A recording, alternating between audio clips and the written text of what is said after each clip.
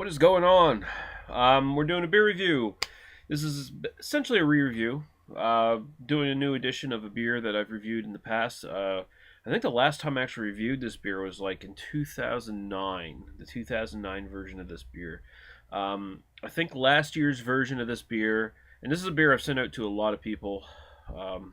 I'm going to send this out to Guy, I think, this year, unless he can get it. I know sometimes this shows up in Ontario now, so maybe he can get it. So, Guy, when you watch this video, I'm going to have this posted in the weekend, so please let me know if you think this is actually going to show up at the LCBO or whatever, and if not, I'll put off sending it to you, and I'll just keep the other one for myself. But if not, I'll send it to you in your package when I send it your way. But I think last year's version of this was 6.5%. They changed this up a little bit every once in a while. I remember like the very first edition of this or something was 8 something percent, and I think it was 8% for 2011 or so. 2012 one was 6.5%, is now back up to 7%. This is the Winter Warmer from Garrison, one of their more popular seasonals. They've been doing it for a while now. I think since 2009, maybe even 2008. Especially brewed of cloves, cinnamon, and demerara sugar. Festive strong ale have you dreaming of snowy days and winter nights. Ingredients: water, barley malt, hops, brown sugar, spices, and yeast. Contains barley malt, gluten. Original gravity 16.6 Plato, 20 IBUs, color 20L. Some information that I really don't care to know. I'd much rather know what hops are employed, for example. The IBUs, yeah, I don't expect big IBUs in a thing like this anyway. So it's a big, strong, flavored seasonal ale. It's probably, one of the better seasonals, I think, from Garrison. One of the ones I tend to enjoy every year. I don't think I've ever had one that I thought was bad. So, they change it up a little bit every year, so that's always nice. Keep us on our toes. Destroy our complacency.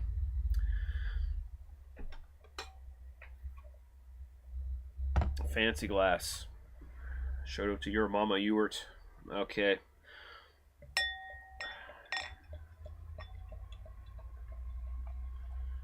That's enough for now.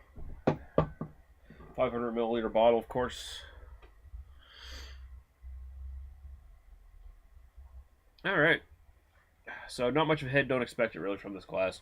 Ooh, that's a dusty glass. All right. I don't think it's quite as dark as it was last year. The light's really coming through it. It's basically a mahogany in color. Looks a lot like Chimay Blue, and I believe I've compared this to Chimay Blue before. Sort of reminds, some of the versions of this have reminded me of Trappist Quadruple. Just the flavor notes and stuff are very similar, or have been in the past. So, cheers. We'll go right to the aroma. Ooh. It definitely smells a lot like it has in the past. You have definitely have the cloves are big on it. The sugar comes out, the cinnamon. Did they say there's anything else in here? Again, I forget. No.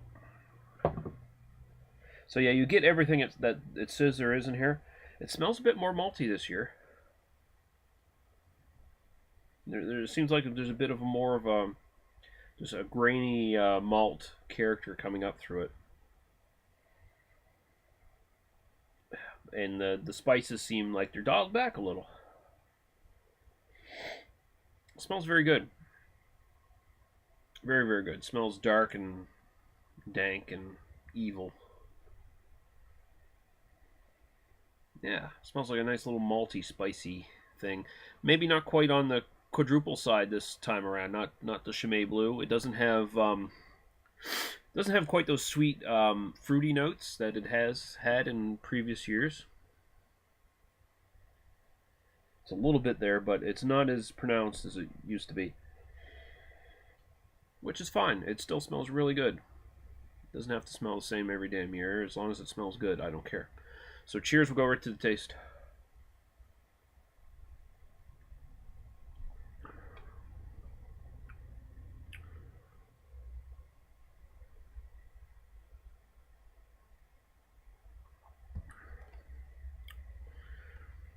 A little bit of sweetness up front.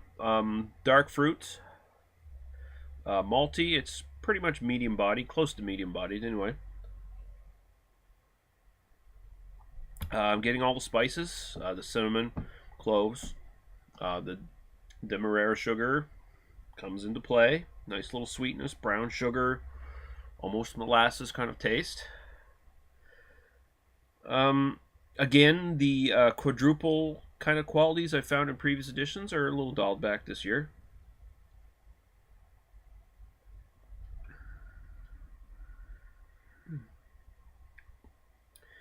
It seems a bit more dry on the finish this year. Seems like the upped alcohol has brought back a little bit of astringency to it. Although I don't remember when it was like 8 something, I believe it was. I don't remember it being dry or astringent at all when it was in the finish. So,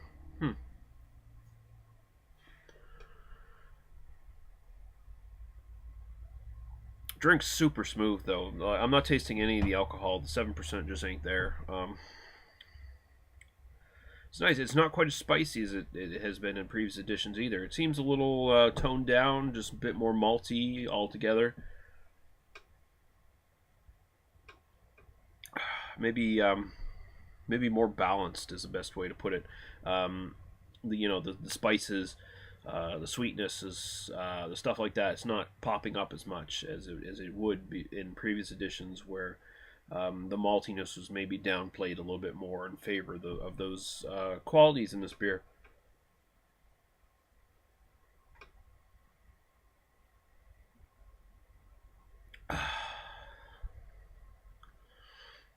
It's good. It's good. Again, it's funny how they call this a winter warmer when it's not really warm going down. Teeny bit of a misnomer. They should probably call it. They probably could have got away with calling it like winter spiced ale or something like that. Winter warmer you expect more like a wee heavy Scotch ale, maybe even a barley wine, something along those lines, right? This ain't anything like that. This is just a really nice spiced ale. I like it. Seems like I was saying, the spices and stuff like that don't quite come out as strong, so it doesn't quite taste as complex overall. So it's more like you're drinking it and the flavors kind of blend together a bit more this time around. That's not bad. Actually, that probably makes this beer a lot more accessible than it has been in previous years. I think a fairly new craft brew drinker could really get into this. If they're looking for something a little weird, a little off the radar, this would probably be a good one to try because it's not too far out, man. Right? So, yeah. I can't even remember what I gave it last time. I think it was like a 4 or something like that. Still really good stuff. I'm gonna give it a 4. I think it was a 4 or maybe a 4.5 or something. I gave it last time around. So I didn't check, but I'm gonna give it a good solid 4. It's still a really good ale. Still really good stuff. I don't think it's really gone down in quality all that much. It's just changed. It's just different. It's not necessarily worse. It's just different. So good on you, Garrison. Really good. I'm really impressed, Garrison, as they've maintained a really nice level of quality for this beer over the years. That's something Propeller can't quite say about all of their brews. So that's really awesome. Thank you, Garrison. Thank you guys for watching, and we'll see you later. Bye-bye.